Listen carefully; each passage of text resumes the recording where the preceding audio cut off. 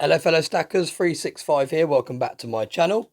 So in today's video I wanted to discuss another email that I've received from the Banking Insider. Now for those of you that missed part 1, I'll leave a link in the description of this video so you can check it out. But basically after my videos where I went into a bank and I was trying to withdraw my own cash and I was getting told no, someone reached out to me via email and they've asked to stay anonymous, which is obviously perfectly fine. So I will be blurring out their name and their email address and all the rest of it. And they're basically sharing with us what is going on behind closed doors in regards to the banking system. Now, I know Future Investments did a video where he went into a bank and he asked to speak to the branch manager and he spoke to the person behind the counter and he was trying to kind of dig a little bit more and find out what is going on. Why are all these banks closing? Why can't we get hold of our cash as easy as we used to? And they're all very cagey and they wanted to wrap up the conversations quite quickly and kind of get him out of the bank. So I'm really grateful that this person has reached out. As I said in my part 1 of this series, you have to make up your own mind whether you believe this is a legitimate source or not. I think it is legitimate source because they sound like they know what they're talking about. They're backing it up with facts and websites and documents and all the rest of it.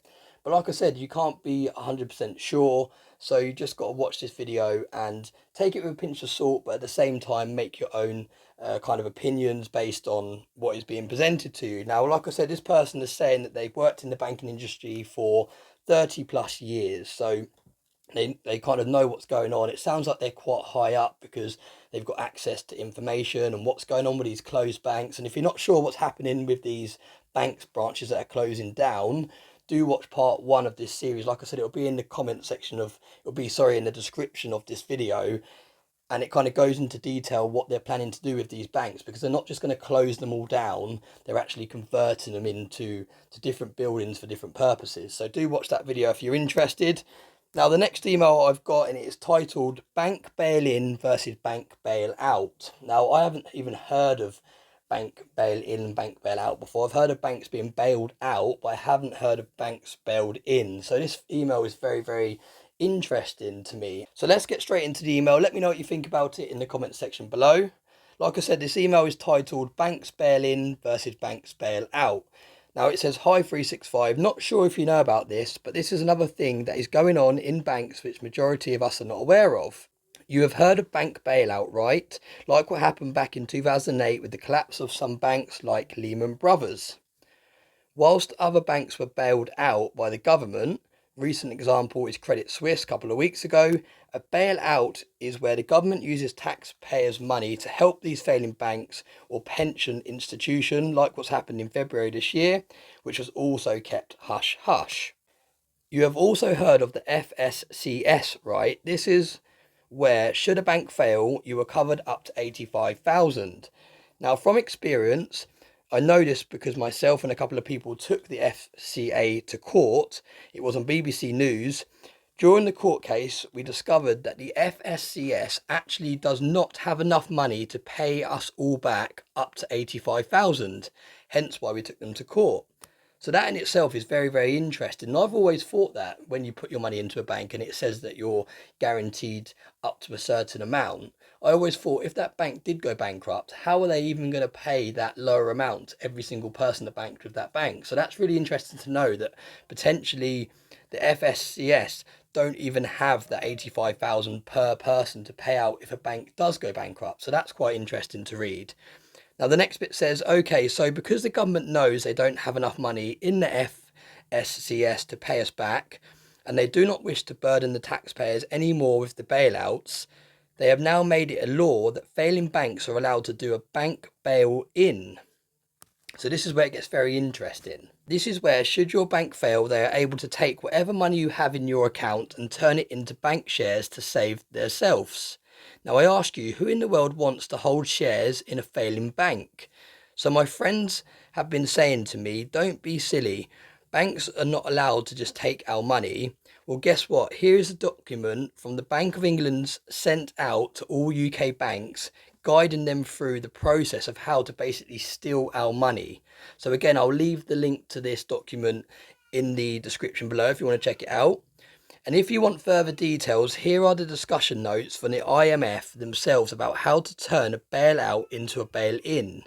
bloody crooks, right?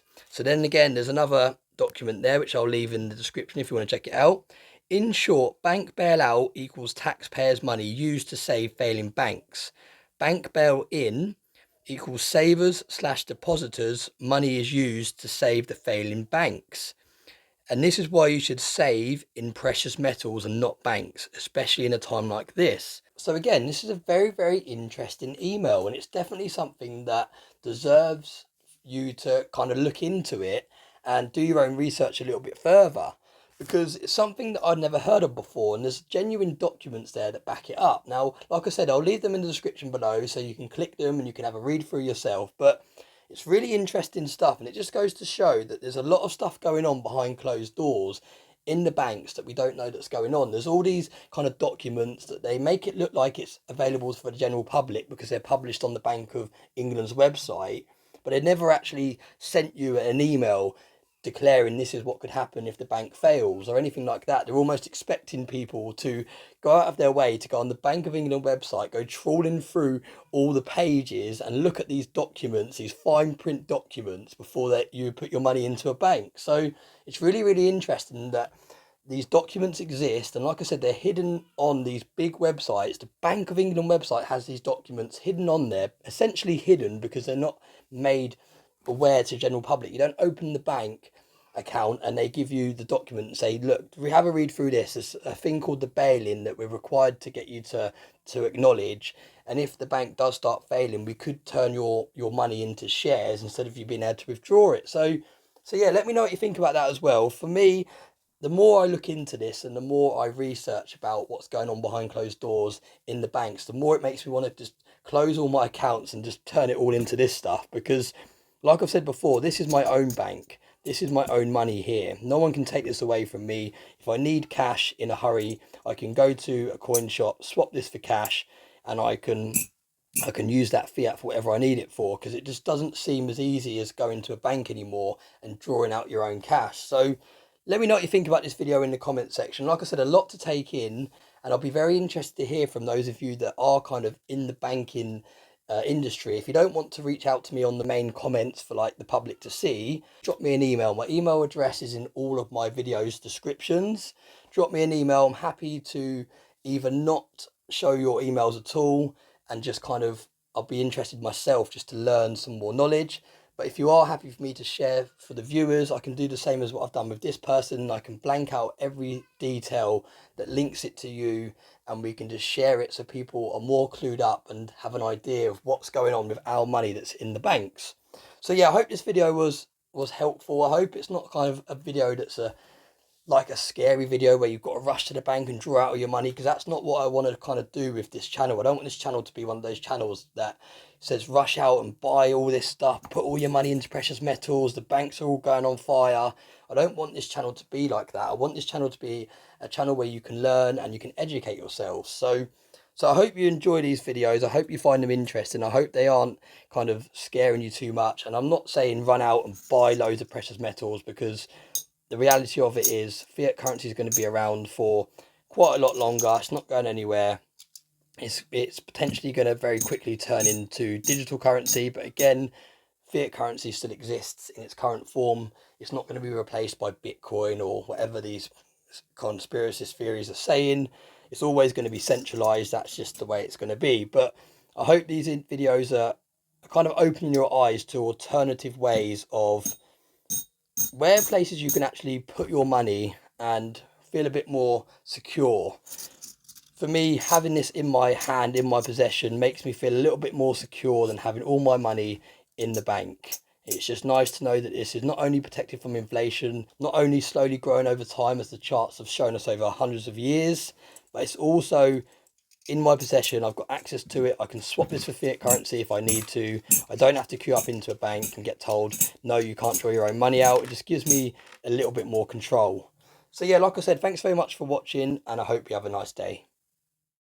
So I hope you're all enjoying this new series. I want to say thank you very much to the source that is sending me all this information.